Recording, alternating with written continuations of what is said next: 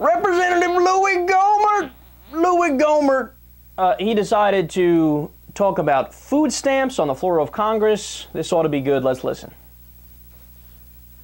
But standing in line at a grocery store behind people with a food stamp card, and they look in their basket, as one individual said, I love crab legs. Snow king, you know, the big king crab legs. I love those. But we hadn't been able to have them in our house, and who knows when.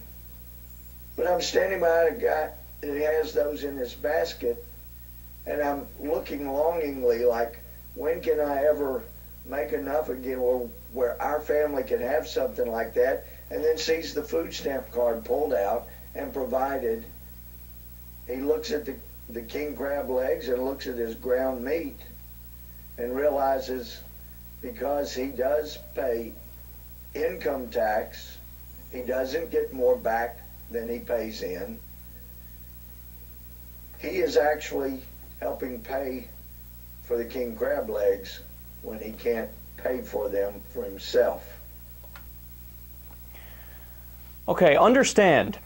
The measure that Louie Gohmert and the Republicans are debating here, and what Louie Gohmert is talking about, is that he's in favor of a cut for nearly 2 million people to get their food stamps cut, which would impact mainly working families with children. Working families with children.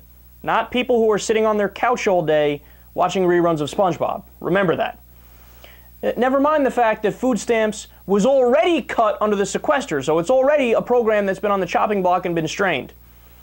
And notice how I always go back to this same example because it's so stark. ExxonMobil didn't get anything cut. They get a $4 billion subsidy, a corporate welfare check, and they're one of the richest corporations in the world. They didn't get cut, but food stamps already got cut. But Louie Gohmert and his buddies want to cut it even more. And this time around, hundreds of thousands of kids would lose school lunches. So, yes, later in that same speech, Gohmert says, don't accuse me and the Republicans of wanting people to be hungry. But what you're supporting will make people hungry. That's not an opinion. That's actually factually correct. Now, let's cut through the bullshit here. The story he's telling is fake. It's 100% fake. He made it up.